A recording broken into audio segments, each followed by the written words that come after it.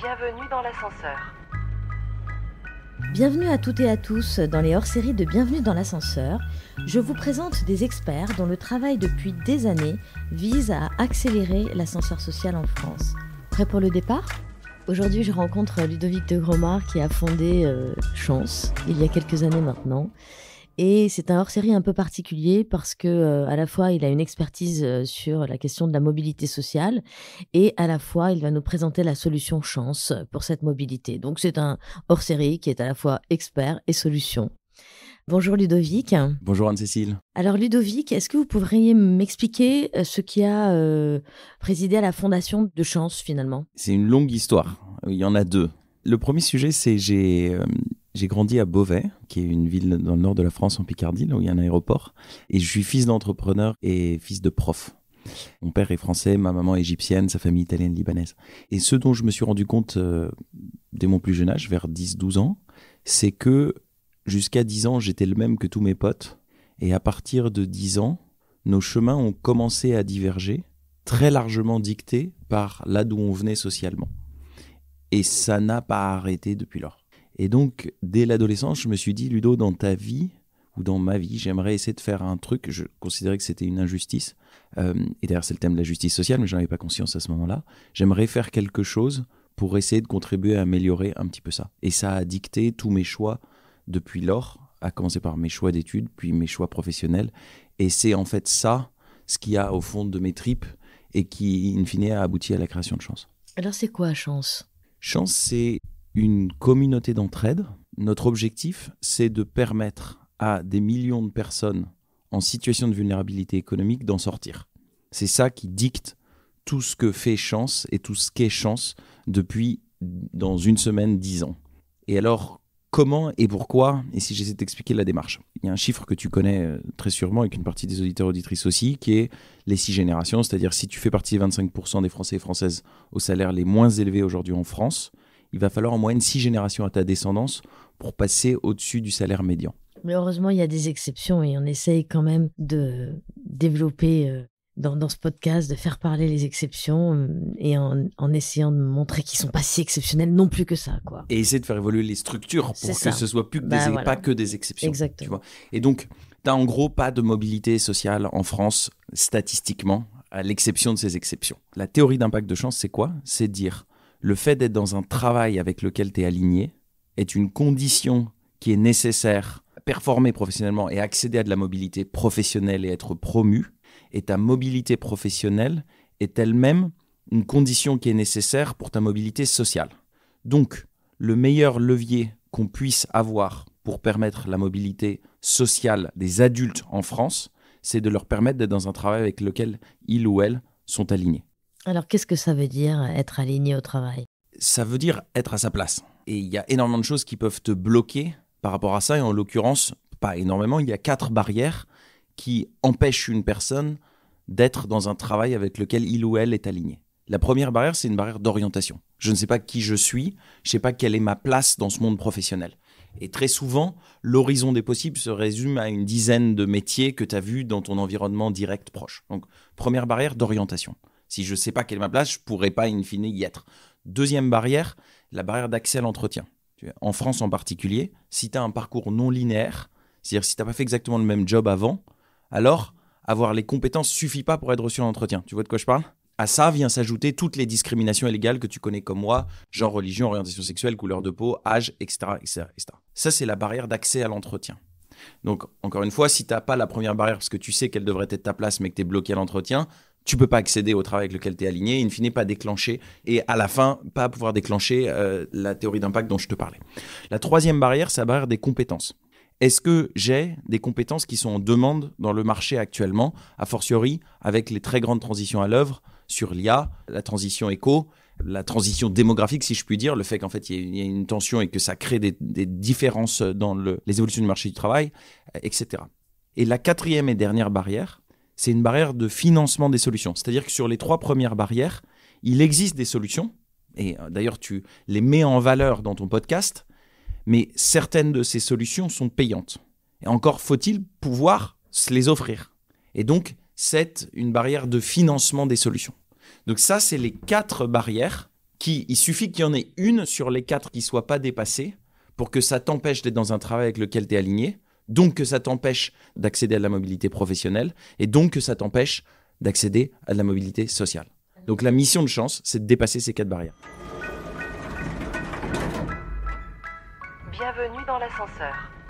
Alors comment vous dépassez ces barrières? Comment est-ce qu'on le fait et c'est quoi Chance aujourd'hui? Chance, c'est une communauté d'entraide de plus de 10 000 personnes et une méthode pour permettre à chacun et à chacune, quel que soit son passé, de trouver sa place dans le monde professionnel et donc de trouver sa place dans la société. C'est ça, Chance. Concrètement, il y a 3 activités. La première activité, c'est une activité d'entraide professionnelle qui s'appelle 3 minutes pour les autres. La logique est assez simple, c'est de se dire, en France, et je pense qu'une très grande partie des auditeurs et auditrices de ton podcast font partie de cette catégorie de la population, des millions de personnes qui seraient prêts, qui ne sont pas nécessairement engagés toutes les semaines dans une ONG pour faire des maraudes, pour faire du mentorat, parce qu'ils ont des enfants, ils ont du boulot, ils n'arrivent pas à prendre cet engagement ferme toutes les semaines. Mais s'il y avait un moyen à la carte simple de le faire sur lequel il pourrait être impactant, il ou elle pourrait être impactant, impactante sur le sujet de l'égalité des chances en particulier, il serait prêt à le faire. Ça, c'est le pari. Mais il y a un sondage Ipsos qui dit que 35% des Français et Françaises seraient prêts à aider les autres s'il y avait un moyen simple de le faire. Ça date un peu, c'est un chiffre de 2015, mais je ne vois pas pourquoi, après le Covid, je pense que ça a, à mon avis, plutôt augmenté plutôt que le contraire. Donc, à partir de là, on s'est dit, OK, on va proposer à tous les membres, qui sont désormais plus de 10 000 personnes, de recevoir tous les jeudis matins à 9h une liste de 10 demandes de coups de pouce professionnels personnalisées sur la base de qui il ou elle. Et ça prend 3 minutes de screener les 10, tu vois, de swiper pour regarder les 10 demandes. Et si jamais tu peux aider la personne, tu cliques et tu dis « je vais te renseigner sur mon métier », c'est une demande de renseignement, ou « je vais t'ouvrir une porte vers un job », dépasser la barrière d'accès à l'entretien. C'est une web app, donc c'est accessible, tu le reçois volontairement par email pour n'avoir rien à télécharger. Et 3 minutes pour les autres a gagné le prix du meilleur produit d'impact de l'année 2024 Génial, et qui a bravo. été célébré par la ministre de la Tech. Donc 3 minutes pour les autres, là, soit tu cliques et tu aides la personne en lui ouvrant une porte ou bien en lui disant je te propose un coup de téléphone ou un café, soit tu transfères par WhatsApp à un de tes amis ou une de tes amies qui pourra le faire. Ce qu'on appelle les chaînes d'entraide.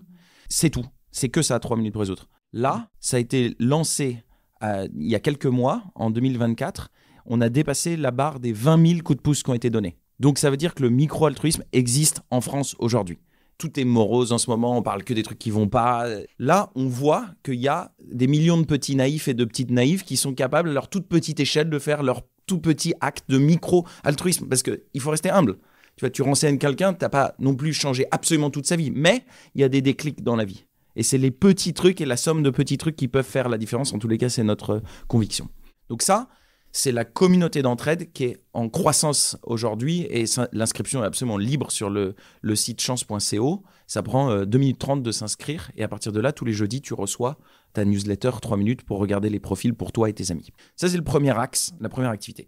La deuxième activité sont des programmes de coaching, d'orientation et d'accompagnement professionnel de carrière. Alors, ce sont des coachings qui ont quel format web, numérique ou en vrai? C'est des formats qui sont 100% en distanciel. Il y a 5 programmes différents aujourd'hui. Le best-seller, c'est le bilan de compétences sur lequel Chance est devenu leader en France aujourd'hui. C'est quoi le format? C'est 24 heures pendant 3 mois dans lequel tu as 2 heures d'activité autonome, qui est une forme d'auto-coaching que tu réalises sur la plateforme, sur ton téléphone, sur ton ordinateur. Puis ça vient nourrir par la data un ou une coach professionnelle qui a été choisi sur la base de ta personnalité et qui du coup peut intervenir de manière très fine en fonction de ce que tu as partagé pendant ces 2 heures. Et ça, c'est en vidéo coaching. 2 heures, 1 heure, 2 heures, 1 heure, 2 heures, 1 heure, 2 heures, 1 heure pendant la période de 3 mois pour définir le projet professionnel le plus adéquat pour toi. Ça, sur cette activité, aujourd'hui, Chance a accompagné 30 000 personnes en France, 75% de femmes de 17 à 65 ans. L'âge médian, il est entre 36 et 39 ans. Tout type de catégories socio-professionnelles. Donc, tu as à la fois un tiers de personnes dont le dernier salaire est inférieur à 2 000 € net, un tiers entre 2 et 3, un tiers au-dessus de 3. toute la vision est de créer, on pourra revenir dessus, depuis 2018, Chance développe un système inclusif pour toutes et tous. Et l'ambition est de dire, on crée la solution d'orientation la plus avancée au monde et on leur rend donc premium inclusif, premium accessible à tous. Et la seule preuve, parce que moi je peux te dire de manière arrogante, c'est la solution la plus avancée au monde, tu dis ouais, ok, d'accord, tu peux dire bien ce que tu veux. La seule preuve de ça, c'est qu'il y a une élite qui a accès à toutes les solutions et qui choisit celle-ci. Donc ça, c'est la preuve que c'est la meilleure des solutions. Et à partir de là, on s'assure que ce qui se fait de mieux est accessible à tout le monde et certainement pas une solution low cost, low quality. Et c'est financé par qui ? Ça peut être financé de différentes façons. CPF est un moyen de financer le bilan de compétences aujourd'hui, puisque le bilan de compétences de Chance est éligible au CPF, sachant que là, tu as, en fonction de ton niveau de diplôme, soit tu accumules 500 € par an, soit 800 € par an. Ça, c'est le premier système. Un demandeur ou une demandeuse d'emploi peut demander à Pôle emploi de se faire financer un parcours de bilan avec Chance. Tu as les entreprises qui peuvent décider d'offrir, pour de la mobilité interne ou de la mobilité externe, des parcours à Chance. Pour de la mobilité interne, je peux te donner l'exemple de Castorama, de Brico Dépôt, de Leroy Merlin, de Boulanger, qui décident d'essayer d'aider différents publics à l'intérieur de leur entreprise pour leur permettre de croître et de s'orienter au sein de leur entreprise et donc développer leur mobilité professionnelle et in fine sociale. Pour évoluer.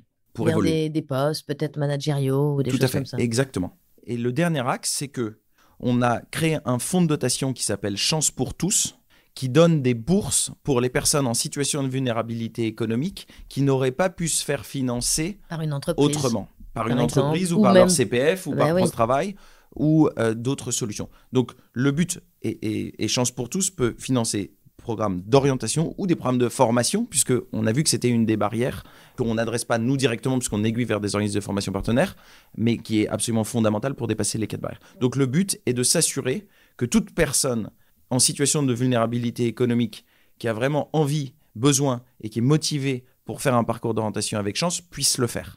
Et le troisième axe, c'est la dernière activité de tout ce que fait Chance, c'est l'axe de recrutement. C'est-à-dire que aujourd'hui, on cherche à recruter des clones. La majorité des recruteurs et des recruteuses, une grande partie, essaient de s'assurer que la personne ne va pas être en défaut, que la personne va performer. Donc, la meilleure façon de réduire ton risque, parce que sinon tu vas te faire taper sur les doigts, c'est de prendre quelqu'un qui a fait le même job avant dans une autre boîte ou une même autre structure qui ressemble. Donc, les parcours non linéaires, les gens qui n'ont pas fait exactement le même job avant passent à la trappe. Donc, tout l'enjeu, il est de dire comment est-ce qu'on peut montrer que une personne est alignée avec le travail, même si elle ne rentre pas exactement dans la case que tu as prédéterminée avant. Et c'est ça tout l'objectif de Chance, de devenir, et c'est ce qu'on va lancer en 2025 pour les 10 ans de Chance, un label d'alignement entre un individu et une fonction professionnelle. Alors ce label, ça va être un label que tu vas décerner à des entreprises, c'est ça ? À des matchs entre un individu et une fonction professionnelle. C'est-à-dire, cette personne a beau pas avoir fait exactement le même job avant, Chance certifie son alignement avec cette fonction pour les raisons A, B, C, D, E. Bienvenue dans l'ascenseur. Comment justement vous vous assurez chez Chance que les gens qui vont avoir ce label Chance sont alignés ? Comment vous vous assurez de ça ? C'est-à-dire qu'il y a des tests, enfin, comment ça se passe en fait ? Ces gens ne cochent pas les cases du job auquel ils prétendent être alignés à la suite du travail qu'ils ont peut-être fait avec vous et avec vos coachs. Mais comment vis-à-vis des recruteurs, vous leur garantissez finalement par ce label qu'ils vont faire l'affaire ? Une erreur qui est communément faite, c'est de considérer qu'un travail, c'est un métier, un secteur. Un travail, c'est pas un métier, un secteur. Un travail, c'est 4 piliers. C'est le premier qui est effectivement un métier qui correspond, c'est ce qu'on appelle les piliers du FEMI, F-E-M-I. F, c'est finalité. Finalité, c'est ma motivation extrinsèque. C'est à quoi je sers dans mon travail. Est-ce que je suis en train de servir une cause particulière ? Est-ce que je suis en train de servir la société ? Est-ce que je suis en train de servir certaines personnes dans cette société ? Est-ce que je suis en train de servir l'environnement, etc. Deuxième pilier, qui est ta motivation intrinsèque, qui est ton métier. C'est l'ensemble des activités que tu fais. Est-ce que dans tes activités quotidiennes, ce qu'on appelle l'état de flow, est-ce que tu éprouves un certain plaisir à réaliser certaines de ces activités qui sont directement liées à tes compétences? Est-ce que je sais faire ça? Est-ce que je le mets en pratique dans mes activités? Donc, deuxième pilier, métier. Troisième pilier, c'est l'environnement de travail. Est-ce que tu as énormément d'environnements de travail extrêmement différents? Travailler dans une très grande entreprise, c'est absolument pas la même chose que travailler dans une micro-structure de personnes. Encore extrêmement différent d'être auto-entrepreneur, auto-entrepreneuse. Travailler dans le monde du luxe, ça peut, pardon si je fais un peu un cliché accéléré, être extrêmement perfectionniste, qui n'a rien à voir avec travailler dans un environnement où il faut aller extrêmement vite. Où c'est pas du tout les mêmes choses qu'on recherche. Tu peux avoir des environnements plus hiérarchiques, des environnements plus autonomes. Ça, il faut le comprendre. Il n'y a pas de bon, de mauvais. Il faut comprendre ça. C'est le troisième pilier, l'environnement de travail. Le quatrième et dernier pilier sont tes impératifs de vie, qui sont de 3 ordres. Impératif financier, géographique, horaire. Financier, il faut que j'ai des revenus au-dessus de X pour répondre aux besoins de ma famille, ou bien pour rembourser un emprunt que j'ai fait. Donc, il faut analyser ça pour comprendre qu'il faut mécaniquement que ce soit dessus de ça. Impératif financier. Impératif géographique, je suis séparé de mon ex, elle a la garde des enfants. Si je veux voir mes enfants, il faut que je sois dans ce bassin géographique. C'est obligatoire, sinon je ne les vois pas, quoi. Troisième facteur des impératifs, c'est horaire. Je dois récupérer mes enfants à la crèche absolument à telle heure. Il n'y a personne d'autre qui peut le faire et je ne peux pas me payer une babysitter ou un babysitter. Il faut que je puisse à tel horaire faire ça. Donc, un travail avec lequel tu es aligné, c'est un travail qui est aligné avec tes 4 piliers. Un travail, tu vois, on parle énormément du travail qui a du sens. Il n'y a pas, et je pense que c'est une connerie, pardon pour mon langage, de dire qu'il y a des jobs qui ont du sens, des métiers qui ont du sens, des métiers qui n'en ont pas. C'est faux. Le travail, il a du sens. Il faut arrêter avec la crise de sens. Moi, je suis contre le principe des bullshit jobs, je suis absolument contre, en fait. Un travail peut avoir un intérêt pour une personne à un moment donné, même si c'est pendant une durée déterminée. Toutes les histoires sont extrêmement différentes. Sauf qu'il faut rentrer dans le détail de ce qu'est ton féminin individuel. Si tu n'as pas conscientisé tes 4 piliers, il n'y a aucune chance. Enfin si, il y a une chance, c'est le hasard. Mais il est très très peu probable que tu arrives à déterminer par hasard quel est le travail avec lequel tu es aligné et que donc tu brilles. Parce que quand tu es aligné, tu brilles. On en arrive à... Ça, c'est la thèse fondamentale et un parti pris très fort. J'en ai marre, moi, d'entendre le sens, c'est un problème de riche. Le sens, c'est pas un problème de riche. Si tu sais le nombre de fois qu'on m'a dit, et des acteurs sociaux extrêmement avec des intentions merveilleuses et du travail parfois merveilleux, de dire ouais mais alors vous là les petits jeunes du monde de la technologie, vous croyez que le sujet c'est d'aller chercher le sens pour des personnes, en fait il faut juste un jeune dans sa banlieue, il faut juste lui remettre le pied à l'étrier et lui faire une mission d'intérim et après tout va bien se passer. Et puis de toute façon il n'est pas capable d'aller réfléchir à ce qui l'anime profondément et à la finalité et tout ça. Ça c'est un sujet pour les cadres et pour les riches. Ça, je l'ai entendu plein de fois. Je pense que c'est terriblement grave pour 2 raisons. La première raison, c'est que ça sous-entend qu'il y a 2 classes d'individus. Absolument, c'est affreux. Et il y a eu quelques dérives dans l'histoire qui s'appellent la colonisation, le nazisme, qui sont partis sur ce parti pris. Donc je pense que c'est très grave de penser ça. Deuxièmement, évidemment qu'un jeune dans sa banlieue, il est capable de comprendre ce qui, quand il était dans telle fonction professionnelle, l'animait ou le déplaisait. Bien sûr qu'il est capable de comprendre ça, bien sûr. À partir du moment où cette personne sait lire et écrire de manière basique à minima. Donc ça, c'est faux de penser que les gens ne peuvent pas identifier. On a toutes les preuves statistiques pour montrer que des personnes en grande vulnérabilité économique, j'exclus les personnes qui sont dans la rue ou qui souffrent de la faim, d'accord? Ça, je suis d'accord. Mais il faut renverser cette pyramide de Maslow. Il ne faut pas penser que tu ne peux penser qu'à la finalité ou à ce qui t'anime que quand toutes les cases sont cochées. C'est pas vrai et c'est possible de réfléchir à ces sujets. Si tu ne fais que remettre le pied à l'étrier, comme ce qui a été fait par l'intérim ou d'autres solutions, le podcast que tu fais n'existerait pas. Le problème aurait déjà été résolu. Donc, de fait, si on ne change rien, il n'y a aucune raison, de manière itérative, ça s'améliore. Et dans les faits, ça ne s'améliore pas. Donc, premier sujet, si on ne change rien, rien va se passer. Deuxième sujet, si tu ne crées pas un déclic chez la personne, pour lui rendre compte qu'en fait, le travail, c'est pas juste une servitude. Une servitude, exactement. Si tu arrives à changer cette relation au travail en essayant de faire prendre conscience que, ouais, il y a des trucs qui sont durs. Et bien sûr qu'il faut pas être naïf, que tout n'est pas génial. Il n'y a aucun boulot qui est génial du matin quand tu te lèves jusqu'au soir quand tu te couches. Il y a dans tout boulot, même celui qui t'anime le plus, des contraintes, des choses qu'on n'aime pas faire et qu'on est obligé de faire. Et tu vois, enfin, c'est vrai qu'il y a un romantisme aujourd'hui un peu sur cette question du sens. Tout à fait. Bienvenue dans l'ascenseur.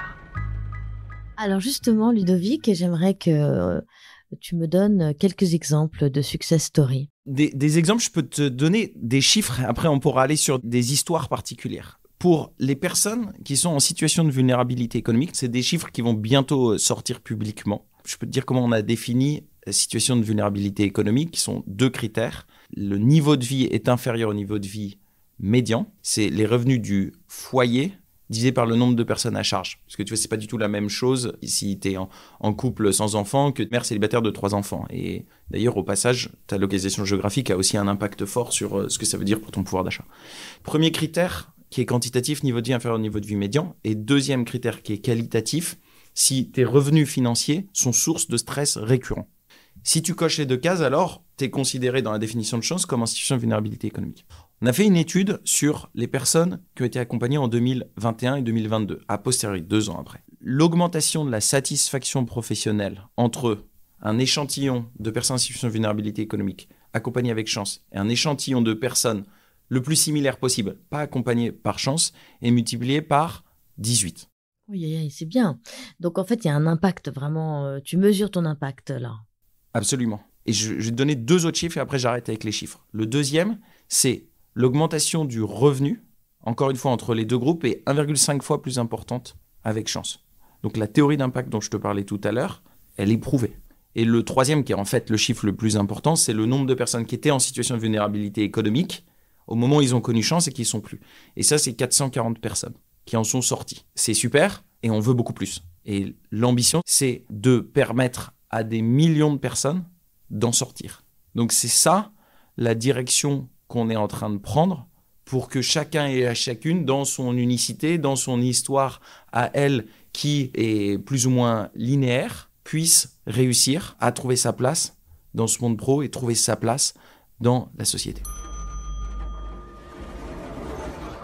Je vais te raconter l'histoire de 2 personnes avec 2 histoires très différentes. De quelqu'un qui s'appelle Jean, qui était chauffeur Uber, qui a fait chance, qui a fait un parcours d'orientation avec chance il y a plusieurs années et qui s'est réorienté vers kiné. Qu'est-ce qu'il a fait ? Il a continué à être chauffeur Uber en parallèle de se former pour devenir kiné et pour pouvoir à la fin devenir kiné, ce qu'il est en train de devenir, en ne travaillant plus avec Uber.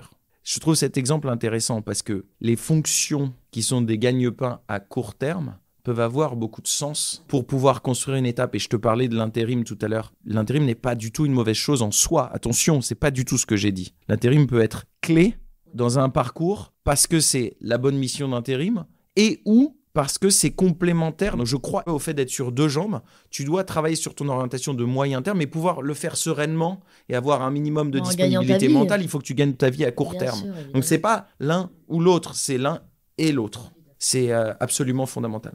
Et là, je prenais un homme, je te parlais tout à l'heure de Brico Dépôt et Castorama, qui est le groupe Kingfisher. On accompagne là des promos entières de femmes, employées de magasins, il y a différentes vidéos qui parlent de leur trajectoire, qui essaient d'identifier leur fémie dont je te parlais profondément, pour pouvoir identifier si leur place demain est de devenir gérante de magasin. Et donc de le faire en conscience, ce qui te crée une motivation 10 fois supérieure, de le faire main dans la main avec leur entreprise qui peut leur permettre de croître. Et ça, c'est des entreprises visionnaires parce qu'il y a un deuxième sujet. Il y a certaines entreprises qui disent aujourd'hui « Ah mais non, je ne vais pas faire réfléchir les gens, sinon ils vont se barrer. » Attends, si ton problème, c'est que si les gens prennent conscience et ils se barrent, ça s'appelle la politique de l'autruche. Et je doute que cette personne soit très engagée et très performante dans la boîte si en fait tu sais qu'elle va se barrer. C'est une erreur. C'est une énorme. Enferme-les et mets-leur des œillères pour leur empêcher de faire quelque chose. C'est très, très court-termiste. Et ça manque de vision. Heureusement, il y a énormément d'entreprises qui sont dans des démarches différentes. Donc, j'essaie de te donner des exemples. Une personne totalement indépendante qui peut, du coup, réorienter sa vie ou une personne main dans la main avec son entreprise qui réoriente. J'aime pas le terme de reconversion. C'est le terme à la mode dans les journaux. On adore les histoires de personnes qui ont fait des virages à 2000 degrés. Le bullshit job en banque qui devient boulanger. Non, c'est pas comme ça la vraie vie. Non, c'est trop romantique de penser à ça. Et tous les jobs en banque sont pas des bullshit jobs et le job de boulanger, c'est pas la panacée. Il faut sortir des clichés. Il faut pas être simpliste par rapport au sujet de l'orientation. Il faut pas être simpliste par rapport au sujet de la mobilité professionnelle. Il faut procéder par méthode. C'est-à-dire commencer par définir qui on est, quelle est sa place, et ensuite participer à différentes organisations. Et Chant, c'est une des organisations, il y a plein d'autres structures qui font des choses fantastiques. Mais est-ce que tu es optimiste, en fait, sur toutes ces solutions qui existent et sur la mobilité sociale en France ? Je suis terriblement optimiste sur ce sujet. Je ne crois pas au grand bouleversement qui résout tout, mais je crois à cette notion de micro-altruisme dont je te parlais. En fait, je crois à l'effet colibri de la petite goutte plus la petite goutte plus la petite goutte. Et quand je vois 20 000 coups de pouce qui ont été donnés dans l'ensemble de la communauté d'entraide par des gens qui le font parce qu'ils checkent dans le bus, dans le métro, sur leur canapé, les 3 minutes pour regarder qui peuvent aider, et que c'est des micro-actions, il y en a tu plein vois que qui ça peut veulent faire aider. des vagues terriblement fortes. Donc quand je vois qu'il y a plus de 10 000 personnes, je me dis, ouais, et c'est peut-être pas tout le monde, mais en fait, des petits naïfs qui croient, comme toi, comme moi, de manière optimiste, que ouais, les choses peuvent évoluer, il y en a des millions. Donc je suis optimiste parce qu'avec des millions de personnes, tu peux faire des trucs extraordinaires. Et c'est pas nécessairement les millions de personnes qui font le plus de bruit. C'est pas les effets d'annonce de nos amis de Musk & Co. Non. Mais en fait, des millions de personnes silencieuses, ça peut faire des choses très belles. Merci beaucoup, Ludovic. Merci à toi. Si vous aimez ce podcast, abonnez-vous, parlez-en autour de vous, partagez-le sur les réseaux sociaux et laissez un avis, sans oublier de noter 5 étoiles. C'était Bienvenue dans l'ascenseur, un podcast réalisé par Actuality. Montage et mixage, Romain Majewski. Musique, Kevin O'Leary.